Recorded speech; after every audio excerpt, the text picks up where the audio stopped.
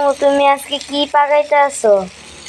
আমি আজকে যে দেখো মুরগির মাংসটা আমি একটা নতুন রেসিপি করবো আজকে। এটা বলে যে আমাদের গ্রামে বলে মরিচ খোলা, মানে মরিচের একটা বতা। এখানে নিয়েছি রসুন বাটা, এখানে নিয়েছি লাল মরিচের বাটা, এখানে হচ্ছে পেঁয়াজ, আর এটা হলো মুরগির মাংস।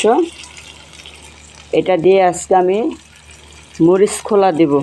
আমাদের গ্রামে মুরব্বীরা বলে এটারে মরিচ পোড়া বলে, মরিচ খোলা বলে, মানে মরিচের উপরে সব কিছু। আমি এই যে এখন এটাকে বাড়িতে উঠায় রাখি, বাড়িতে উঠায় দেবো এটাকে।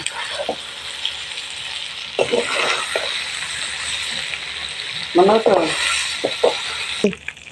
আমি এখন এখানে আবার তেল দিতে আসছি। এখন এখানে আগের থেকে কাইটে রাখা পেঁয়াজগুলো দিয়ে দিতেছি। এখানে দিয়ে দিতেছি রসুন বাটা, এটা হলো রসুন পুরোটা বাটি নাই। এখানে দিতে আছে একটু আদা বাটা, এখানে দিতে আছে লবণ, এখানে দিতে আছে হলুদ, এখানে যে মরিচ আগে থেকে যে কাঁচা মরিচগুলা বাইটে রাখছি এগুলো দিয়ে দিলাম।